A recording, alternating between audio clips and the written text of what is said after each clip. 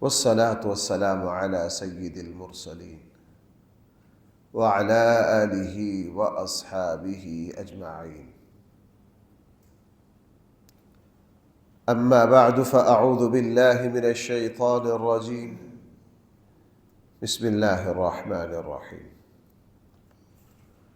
تكاد السماوات يتفطرن من فوقهن والملائكة يسبحون بحمد ربهم ويستغفرون لمن في الأرض ألا إن الله هو الغفور الرحيم. والذين اتخذوا من دونه أولياء الله حفيظ عليهم وما أنت عليهم بوكيل. وكذلك أوحينا إليك قرآنا عربيا لتنذر أم القرى ومن حولها وتنذر يوم الجمع لا ريب فيه فريق في الجنة وفريق في السعير. صدق الله مولانا العظيم. تكاد السماوات یتفطرن من فوقہن، قریب ہے کہ آسمان پھٹ جائے اوپر سے۔ کیوں پھٹ جائے؟ اللہ کے جلال اور روب کی وجہ سے۔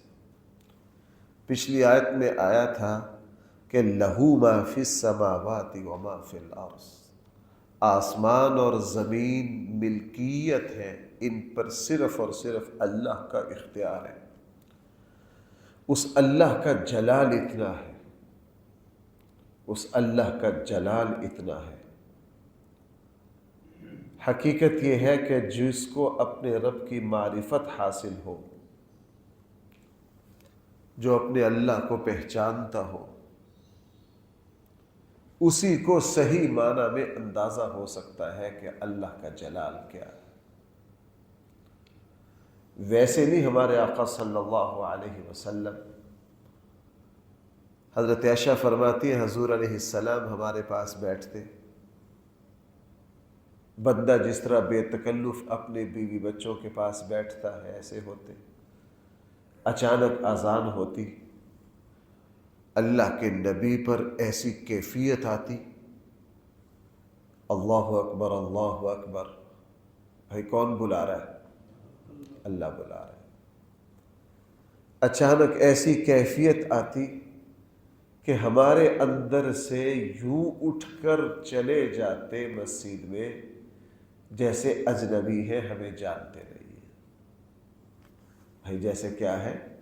اجنبی ہے اور ہمیں جانتے نہیں ہیں۔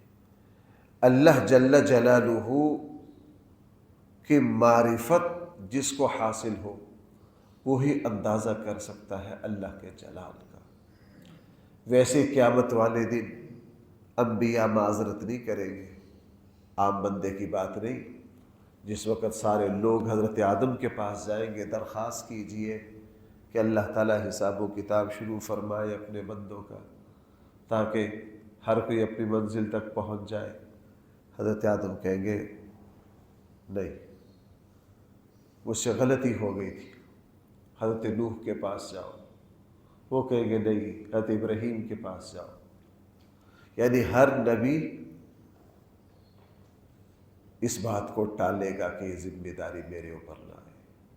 آتے آتے آخری نبی جو ہے وہ کہیں گے بھائی بات یہ ہے کہ تم اس ہستی کے پاس جاؤ جو خاتم النبیین والمرسلین ہے۔ رسول اللہ صلی اللہ علیہ وسلم کے پاس آئیں گے، اور حدیث میں ہے اللہ کے نبی بھی اللہ کی بارگاہ میں جائیں گے، بہت لمبا سجدہ کریں گے، اور فرمایا میری زبان مبارک پر اللہ وہ اپنی حمد و ثنا جاری فرمائیں گے جو اس سے پہلے کسی کی زبان پر جاری نہیں ہوگا۔ اس لیے یہاں فرمایا تکاد السماوات، قریب ہے کہ آسمان اللہ کے روب اور جلال کی وجہ سے پھٹ جائے۔ وہ جیسے ہمارے یہاں ایک درس نظامی میں کتاب پڑھائی جاتی، اس میں ہے کہ کسی وزیر سے یہ پوچھا کہ یار اس کی کیا وجہ ہے کہ جب بادشاہ تمہیں بلاتا ہے تمہارا چہرے کا رنگ زرد پڑ جاتا ہے، اور جب تم بادشاہ کے پاس سے آ جاتے ہو پھر تمہاری رنگت بحال ہو جاتی ہے۔ لمبی بات ہے، اس کا حاصل یہ ہے کہ اصل میں تمہیں اس کا اندازہ نہیں ہے، تمہیں اس کا اندازہ نہیں ہے۔ ظاہر ہے جو بندہ بادشاہ کی عظمت اور روب کو جانتا ہے اس کے اوپر اثرات اس کے اسی طرح ہونے۔ اسی لیے رسول اللہ صلی اللہ علیہ وسلم کی وہ دعائیں جن کے شروع میں اللہ تعالیٰ کی حمد و ثنا ہے، اللہ تعالیٰ کی تعریف، اور وہاں بڑے عجیب الفاظ ہیں۔ میں آپ سے عرض کروں، ہم چونکہ نماز میں کھڑے ہیں کبھی ادھر کبھی ادھر، ہمارے اوپر اللہ کے جلال کا کوئی اثر نہیں۔ اس کی وجہ یہ ہے کہ ہم ناسمجھ ہیں، ہمیں اللہ کی معرفت اس درجے کے حاصل نہیں ہے۔ وگرنہ ان آیات کو دیکھیں، اس میں کیسے جلال ربی ہے۔ ان آیات میں فرمایا تکاد السماوات، قریب ہے کہ آسمان پھٹ جائے۔ اور بھائی رسول اللہ صلی اللہ علیہ وسلم کی وہ حدیث بھی ساتھ ملا لیجیے اس آیت کو سمجھنے کے لیے۔ اللہ کے نبی نے فرمایا قریب ہے کہ آسمان پھٹ جائے، چرچرا جائے، اس کی آواز کو میں سنتا ہوں۔ حضور نے کیا فرمایا؟ ہاں، فرمایا جو میں سنتا ہوں تم نہیں سنتے، جو میں جانتا ہوں تم نہیں جانتے۔ جو میں سنتا ہوں اگر تم سن لو تو تم دنیا کی لذتوں کو بھول جاؤ۔ اور پھر فرمایا کہ آسمان پر 4 انگلی کی برابر بھی کوئی جگہ ایسی نہیں ہے جہاں اللہ جل جلالہ کی تسبیح فرشتے بیان نہ کر رہے ہوں۔ اور رسول اللہ صلی اللہ علیہ وسلم کے سفر معراج میں ہے کہ میں جب آسمان پر گیا میں نے دیکھا کہ آسمان پر کوئی جگہ خالی نہیں ہے، فرشتے اللہ کی عبادتوں تسبیح میں لگے ہوئے۔ اور جب اللہ تعالیٰ کی طرف سے کوئی آرڈر آتا ہے اور حضرت جبریل اس آرڈر کا اعلان پورے آسمانوں پہ کرتے ہیں تو فرشتے اطاعت کی وجہ سے کانپ جاتے ہیں اور اپنے پر مارتے ہیں۔ بھئی کیا کرتے ہیں؟ اپنے پر مارتے ہیں، ان کی آواز سنی جاتی ہے سارے آسمانوں پر۔ اس لیے فرمایا جو میں سنتا ہوں وہ تم نہیں سنتے، جو میں جانتا ہوں وہ تم نہیں جانتے۔ بہرحال تکاد السماوات، قریب ہے کہ آسمان پھٹ جائے اوپر سے۔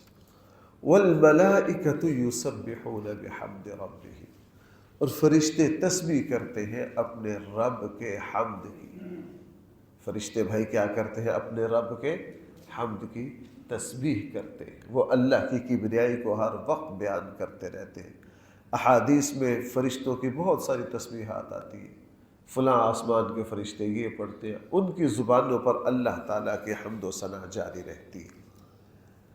میں ایسے موقع پر مجھے خیال آتا ہے کہ جب اللہ کے بڑے بڑے فرشتوں کی زبان پر اللہ تعالیٰ کی حمد کی تسبیح جاری ہے تو بھائی میرا اور آپ کا یہ اعزاز ہی ہو سکتا ہے، میرے اور آپ کا یہ نصیب ہے کہ وہی تسبیحات اللہ نے میری اور آپ کی زبانوں پر جاری کر دی۔ اگر ہم زبان سے کہہ رہے ہیں الحمدللہ الحمدللہ، اللہ اکبر اللہ اکبر، تو بھائی یہ وہ تسبیحات ہیں جو بڑے بڑے فرشتوں کی زبانوں پر کیا ہے، اللہ نے وہی عزت مجھے اور آپ کو بخش دی، اللہ نے وہی اعزاز کیا کر دیا ہے، مجھے اور آپ کو بخش دیا ہے۔ یعنی جو تسبیحات حضرت جبرائیل پڑھ رہے ہیں ہماری زبانوں پر بھی کیا ہے، وہی جاری ہے۔ فرمایا وَيَسْتَغْفِرُونَ لِمَنْ فِي الْأَرْضِ، اور فرشتے بخشش طلب کرتے ہیں ان لوگوں کے لیے جو زمین میں ہیں۔ پچھلی صورت میں سورہ مؤمن کے پہلے رکوع میں وہ آیات گزری ہے کہ فرشتے جو ہیں وہ ایمان والوں کے لیے کیا کیا دعائیں مانگتے ہیں۔ وَيَسْتَغْفِرُونَ لِلَّذِينَ آمَنُوا رَبَّنَا وَسِعْتَ كُلَّ شَيْءٍ رَحْمَةً وَعِلْمًا فَاغْفِرْ لِلَّذِينَ تَابُوا وَاتَّبَعُوا سَبِيلَكَ وَقِهِمْ عَذَابَ الْجَحِيمِ رَبَّنَا وَأَدْخِلْهُمْ، یہ دعا مانگتے ہیں۔ تو بھائیو یہ بھی میں یوں سمجھتا ہوں، یوں خیال آتا ہے کہ یہ بھی فضیلت ہے۔ بھائی کیا ہے؟ فضیلت ہے ایمان والوں کی، کہ ان کو دعائیں نصیب ہو رہی ہے کس کی؟ فرشتوں کی۔ ان کو دعائیں نصیب ہو رہی ہیں اللہ کے نبیوں کی، ان کو دعائیں نصیب ہو رہی ہے رسول اللہ صلی اللہ علیہ وسلم۔ اللہ کے نبی کی جتنی دعائیں ہیں، پانی ہے، جتنی رسول اللہ صلی اللہ علیہ وسلم کی دعائیں ہیں، ان میں آپ صلی اللہ علیہ وسلم نے آپ دعا مانگ رہے ہیں ایمان والوں کے لیے۔ بھائی آپ دعا مانگ رہے ہیں کس کے لیے؟ اور اللہ کے نبیوں کی دعاؤں کو بندہ جب پڑھتا ہے نا، اس سے اندازہ ہوتا ہے نبیوں کے ظرف اتنے بڑے، اتنے بڑے۔ ایسا نہیں کہ صرف ان کی دعاؤں کا دائرہ اپنی ذات یا اپنے خاندان تک ہے، نہ، جمع کیسی گئی۔ حضرت نوح علیہ السلام کی دعا جو سورہ نوح کے آخر میں کیا ہے؟ ربنا اغفر لی وَلِمَنْ دَخَلَ بَيْتِيَ مُؤْمِنًا وَالْمُؤْمِنِينَ، اے اللہ جو بھی ایمان والا میرے گھر میں آ جائے اس کو کیا کر دے؟ اس کو بخش دے۔ رسول اللہ صلی اللہ علیہ وسلم کی دعاؤں کو دیکھ لیجیے، ان میں کتنی زیادہ وسعت ہے۔ تو بھائی فرشتے ایمان والوں کے لیے اللہ سے بخشش مانگتے، اللہ کے نبی مانگتے، اللہ کے مقرب بندے مانگتے، تو یہ بات میرے اور آپ کے لیے کتنی زیادہ حوصلہ افزا ہے کہ انشاءاللہ ہمیں اللہ کے فرشتوں کی دعاؤں سے کوٹا ملتا ہے، ہمیں اللہ کے نبیوں کی دعاؤں سے کیا ملتا ہے؟ کوٹا ملا ہوا ہے۔ اللہ کے نبی پہلے ہمارے لیے دعائیں مانگ کر گئے، اور اس سے یہ بھی سمجھ میں آ گیا کہ جب فرشتے میرے اور آپ کے لیے، زمین والوں کے لیے اللہ تعالیٰ سے استغفار اور بخشش مانگتے ہیں، تو مجھے اور آپ کو بھی اپنے آپ کے لیے کیا مانگنی چاہیے؟ اس لیے کوئی دن ایسا نہ ہو کہ میری اور آپ کی زبان پر استغفار جاری نہ ہو۔ آقا کریم صلی اللہ علیہ وسلم کے بارے میں آتا ہے کہ ایک ایک دن، ایک ایک مجلس میں 70 مرتبہ رسول اقدس صلی اللہ علیہ وسلم کی زبان مبارک پر استغفار جاری رہتا تھا۔ اس لیے استغفار میں اعلیٰ ترین اظہار بندگی ہے۔ بھائی استغفار میں کیا ہے؟ دعا میں، استغفار میں، بخشش مانگنے میں، توبہ کے کلمات میں اعلیٰ ترین اظہار بندگی ہے، اور اللہ تعالیٰ کو یہ بہت پسند ہے کہ میرے بندے میرے سامنے اپنی عبدیت کا اظہار کرے۔ بھائی کس کا اظہار کرے؟ اپنی عبدیت کا۔ فرمایا وَيَسْتَغْفِرُونَ لِمَنْ فِي الْأَرْضِ، اور فرشتے بخشش مانگتے ہیں، استغفار کرتے ہیں ان لوگوں کے لیے بھائی جو کہاں ہیں؟ الا، لوگوں اچھی طرح سن لو، خوب سن لو، ان اللہ هو الغفور الرحیم، یقیناً وہ اللہ تعالیٰ بہت معاف کرنے والے ہیں، بہت رحم کرنے والے ہیں۔ والذین اتخذوا من دونہ اولیاء، جن لوگوں نے اتخذوا من دونہ، اللہ کو چھوڑ کر، اولیاء اور دوست بنا لیے، ولی بنا لیے، وہ لوگ اللہ کو چھوڑ کر دوسروں کو اپنے کام بنانے والا، اپنا معاون و مددگار بنا لیا، ان کو اچھی طرح پتہ ہونا چاہیے اللہ حفیظ علیہم، سب پر اللہ نگہبان ہے۔ بھائی سب پر کون نگہبان ہے؟ اللہ نگہبان ہے۔ اللہ کو کبھی بھی یہ پسند، دیکھو بھائیو، والد سرپرست ہے، دنیاوی اعتبار سے بچے کا سرپرست کون ہوتا ہے؟ والد۔ اگر ایک بچہ جو ہے وہ سمجھ بوجھ کی عمر کو پہنچ جائے اور اپنی کالج یونیورسٹی میں اپنے باپ کا نام لکھوا کے کہہ دے میں اپنے باپ کو کوئی سرپرست نہیں مانتا، میرا سرپرست فلاں ہے، تو بھائی باپ اس کو برداشت کر لیتا ہے؟ اس کی تکلیف کا اندازہ باپ کو ہی ہونا ہے کہ بیٹا ہر جگہ کہتا پھر رہا ہے میرا والد میرا کوئی سرپرست نہیں ہے۔ اللہ تعالیٰ جو ہے، اللہ کا مقام اور درجہ تو لاکھوں کروڑوں والدوں سے زیادہ ہے، اللہ کی عظمت کا تو کوئی حد ہی نہیں ہے۔ فرمایا جن لوگوں نے مجھے چھوڑ کر دوسروں کو اپنا معاون و مددگار بنا لیا، حالانکہ ہر چیز پر نگران کون ہے؟ اللہ ہے۔ اللہ حفیظ علیہم وما انت علیہم بوکیل، اے نبی جی جو لوگ اس طرح کر رہے ہیں آپ ان پر کوئی زبردستی کرنے والے نہیں ہیں، آپ ان کو چھوڑ دیجئے، ان کا حساب ہم خود لے لیں گے، ان کا حساب ہم خود لے لیں گے۔ آپ کا کام ہے ان لوگوں تک ہمارا پیغام پہنچانا، باقی لوگ کیا کر رہے ہیں اس کا حساب و کتاب ہمارے ذمے ہے۔ اور وہ اللہ جب حساب لینے پر آتا ہے نا تو بھائی پھر سارے حساب برابر ہو جاتے ہیں۔ الامان الحفیظ، ہم اللہ کی پناہ مانگتے ہیں۔ ہم کیا مانگتے ہیں؟ اللہ تعالیٰ کا انتقام جب شروع ہوتا ہے، اللہ تعالیٰ جب بدلہ لینے پر آتے ہیں تو بھائی پھر بندہ نشان عبرت بن جاتا ہے، نشان عبرت بن جاتا ہے۔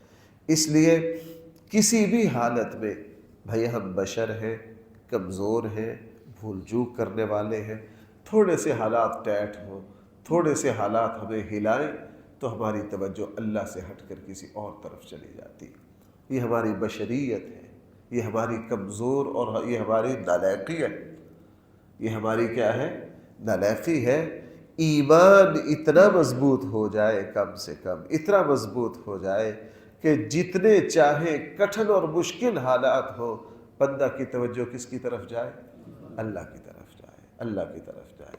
اور جتنا جتنا اسباب جواب دیتے جائیں، اسباب بے بس اور عاجز ہوتے جائیں، اتنا اتنا بندہ کا اللہ کی طرف رجوع بڑھتا جائے۔ ہمارے ایک بزرگ تھے، اللہ تعالیٰ ان کی کامل مغفرت فرمائے، ان کی زبان پر بڑی حکمت کی باتیں آئیں۔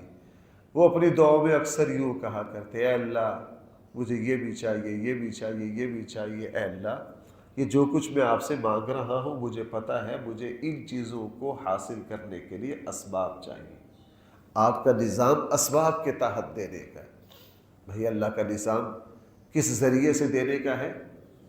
اے اللہ میں اس کو سمجھتا ہوں، میں جو کچھ مانگ رہا ہوں مجھے ان چیزوں کے اسباب چاہیے، آپ اسباب کے تحت نوازتے ہیں۔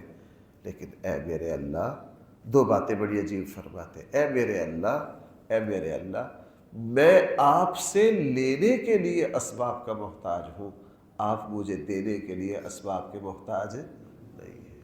اے اللہ آپ ان کے بھی رب ہیں جن کے پاس اسباب ہیں، تو اے اللہ جن کے پاس اسباب نہیں ہے پھر ان کا رب کون ہے؟ اے اللہ ان کے رب بھی تو آپ ہیں، ان کے رب بھی تو آپ ہیں۔ اے اللہ مجھے یہ کچھ چاہیے، آپ کا حکم بجا میں اسباب اختیار کروں، لیکن میرے پاس اسباب نہیں ہے۔ اے اللہ آپ کے خزانوں سے لینے میں میں محتاج ہوں اسباب کا، اور آپ مجھے نوازنا چاہیں تو آپ، بھائی ہم شفا کے لیے محتاج ہیں دوائی کے، لیکن اللہ ہمیں شفا دینا چاہے تو اللہ دوائی کے محتاج نہیں ہے۔ میں اور آپ محتاج ہیں سبب کے، اللہ تعالیٰ سبب کے ہرگز محتاج نہیں۔ اے میرے اللہ جن لوگوں کے پاس اسباب ہیں ان کو بھی آپ ہی دیتے ہیں، اور اے میرے اللہ جن لوگوں کے پاس اسباب نہیں ہیں ان کو بھی کون دیتا ہے؟ اے اللہ ان کو بھی آپ ہی دیتے ہیں۔ اس لیے فرمایا کہ جن لوگوں نے مجھے چھوڑ کر اور اپنے معاون مددگار بنا دیے انہوں نے نالائقی کی، ان کو پتہ نہیں اللہ حفیظ علیہم، پورے سسٹم پر نگران بھائی کون ہے؟ اللہ، نگہبان اللہ ہے، یہ پورا نظام اللہ کے اختیار میں ہے۔ وما انت علیہم بوکیل، نبی جی آپ کا کام لوگوں پر زبردستی کرنا نہیں ہے، اور آپ کا کام کیا ہے؟ لوگوں کو حق بات بتا دینا۔ اور بھائیوں یہی میری اور آپ کی ذمہ داری ہے، یہی کیا ہے؟ میری اور آپ کی ذمہ داری ہے۔ جو لوگ دین سے وابستہ ہو جاتے ہیں نا، دین کی دعوت سے، دین کی تبلیغ سے وابستہ ہو جاتے ہیں، وہ اس بات کو بھلا کر بہت پریشانی کا سامنا وہ کرتے ہیں، وہ اپنا دائرہ اختیار نہیں کرتے۔ جی میرا مسئلہ یہ ہے کہ جی میرے بھائی ہے ایک فلاں، جی میں نے ان کو یوں سمجھایا وہ پھر بھی یوں کر دیا، یوں۔ بھائی اپنا دائرہ کار سمجھو، بھائی کیا ہے؟ اپنا دائرہ کار سمجھو۔ ہمارا دائرہ کار یہ ہے کہ ہم حق بات کہیں، اس کی دعوت دیں۔ ہمارا دائرہ کار کسی کو گردن سے پکڑ کے، کمر سے پکڑ کے زبردستی کھینچ کے لانا بھائی مؤذن کا کام صرف اذان دینا یا ڈنڈا لے کے روڈ پر بھی کھڑا ہونا ہے؟ اذان دینا. ہم اپنا دائرہ کار سمجھیں. میں بہت سال پرانی بات ہے، ایک صاحب میرے پاس آ گئے کہ جی آپ کے یہاں فلاں صاحب ہیں، وہ آپ سے عقیدت رکھتے ہیں، فلاں رکھتے ہیں، جی جمعہ پڑھتے ہیں، آپ کے بڑے آج کل کیا کہتے ہیں آپ کے فین ہیں. اچھا جی پھر جی میرا ان کے ساتھ یہ معاملہ ہے، جی میرا ان سے قرض کا لین دین ہے، فلاں ہے، جی آپ یوں کریں، فلاں کریں، فلاں کریں. میں نے ان سے کہا بھائی یہ میرے فرائض میں شامل نہیں ہے، میرے دائرۂ اختیار میں شامل نہیں ہے، اور مجھے شرعاً اور اخلاقاً اس کی اجازت بھی نہیں ہے میں کسی بندے کے ذاتی معاملات میں مداخلت کروں. میرا کام صرف ممبر پر بیٹھ کر. ان کو یہ بات سمجھ نہیں آئی، بگڑ گئے، ناراض ہو گئے. اور جس دوست نے میرے پاس بھیجا تھا ان کو جا کے کہا یار آپ تو کہتے تھے جی ماشاءاللہ جی وہ اس طرح ہے، اس طرح ہے، وہ تو حق بات ہی نہیں کہہ سکتے، وہ تو یوں کرتے ہیں. میں نے کہا بھائی جو کہتے کرتے رہو، ہمیں اپنے فرائض کے دائرۂ اختیار کا پتہ ہے، ہمیں اپنے فرائض کے دائرۂ اختیار کا. بھائی ہمارا فریضہ جو ہے، ایک بندہ عالم دین ہے، ممبر پر بیٹھتا ہے، اس کو ہرگز اس کی اجازت نہیں ہے کہ وہ لوگوں کے ذاتی معاملات میں کیا کرے، مداخلت کرے. میں نے آپ کو کئی مرتبہ یہ بات سنائی ہے. ہماری تو اوقات ہی کیا ہے، ہمارے پاس تو کوئی دائرۂ اختیار نہیں ہے. خلیفہ وقت حضرت عمر رضی اللہ عنہ ریاست کے سربراہ ہیں، ان کے پاس دائرۂ اختیار ہے یا نہیں ہے. حضرت عبد الرحمن بن عوف کے ساتھ ایک جگہ سے گزر رہے تھے، ایک حویلی کے اندر سے شراب کی سمیل لائی، اور حضرت عمر برائی دیکھے برداشت کر جائے، یہ نہیں ہو سکتا. حضرت عمر کو جوش آ گیا، غصہ ہوئے، چھلانگ لگائی، دیوار پر چڑھ گئے، دیکھا اندر شراب پی رہے. حضرت تمہاری ایسی تیسی تمہاری. حضرت عبد الرحمن بن عوف نے آواز دی امیر المومنین ٹھہر جائیے. اب حضرت عمر تو بہت جلال والے بندے تھے، کہا کیوں ٹھہر جائیے، یہ ہوتے کون ہیں؟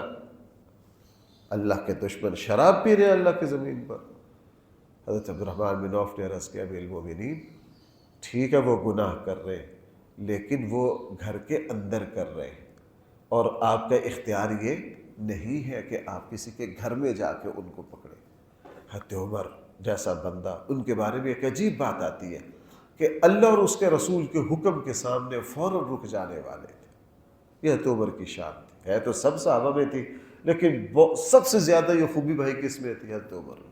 جب کسی نے حضرت عمر نے کوئی کام کیا، آگے والا قرآن کریم یا حضور کے عمل سے دلیل لیا اور ایک منٹ میں وہی ٹھہر گیا.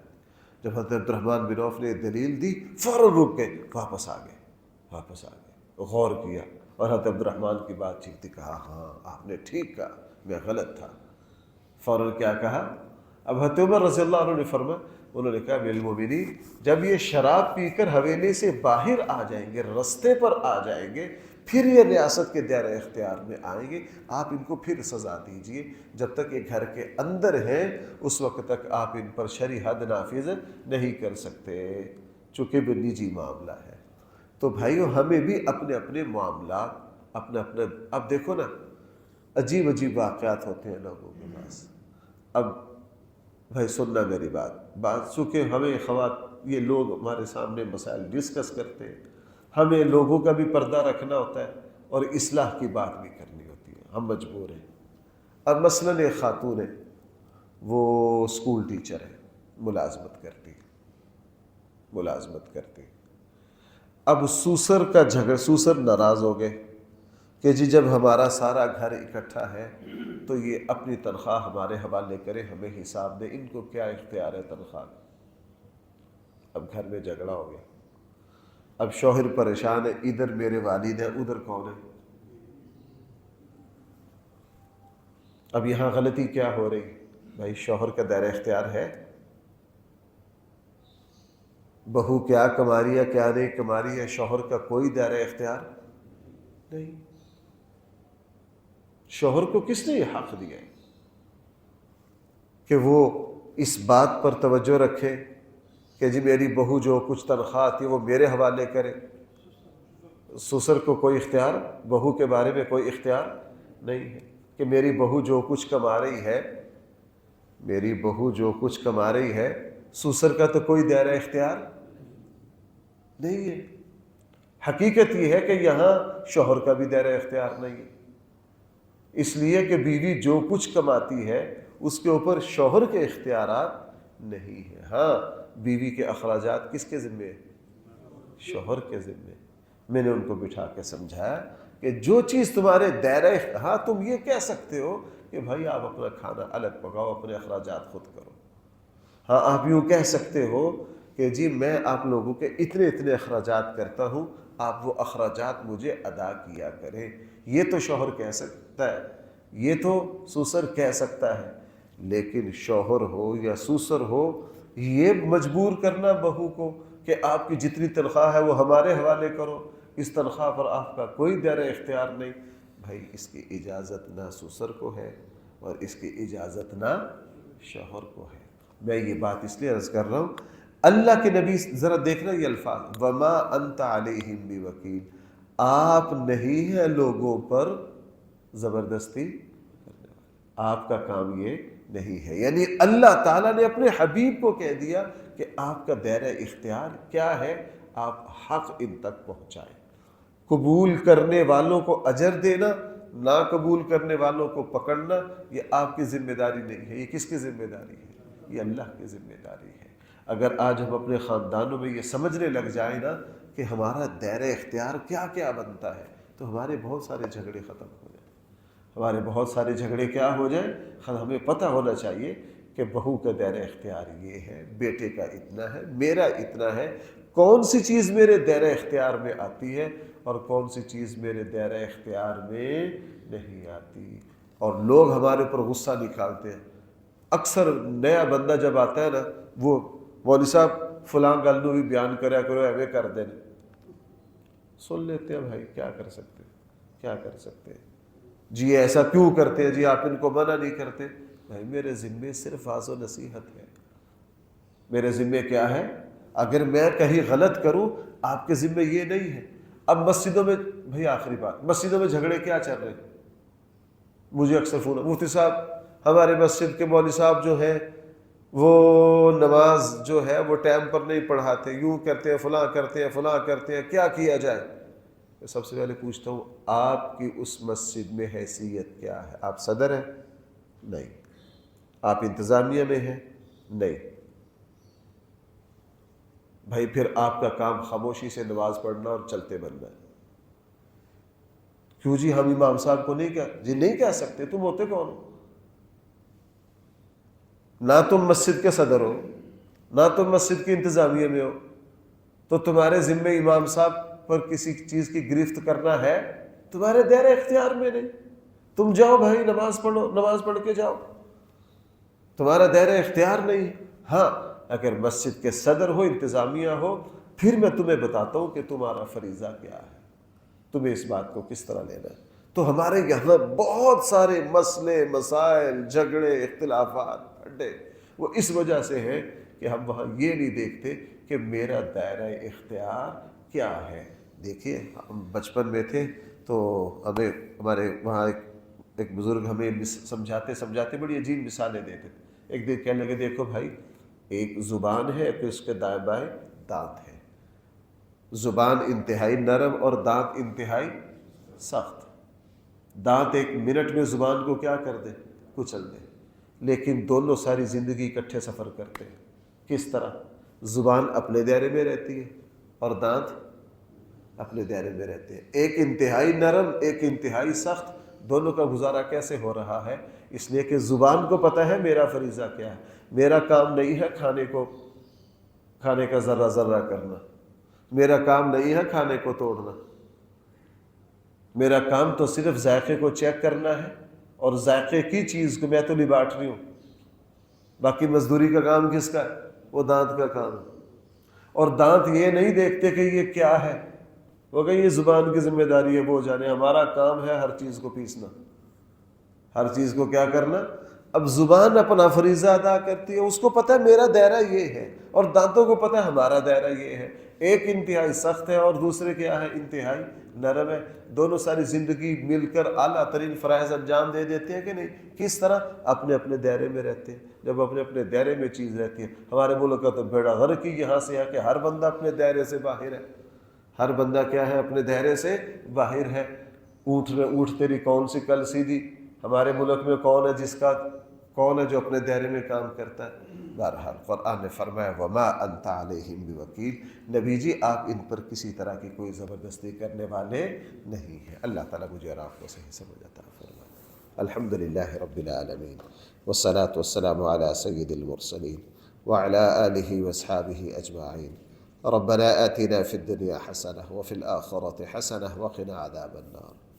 صلی اللہ تعالی علی خیر خلقہ سیدنا مولانا محمد وآلہ واصحابہ اجمعین برحمتک یا ارحم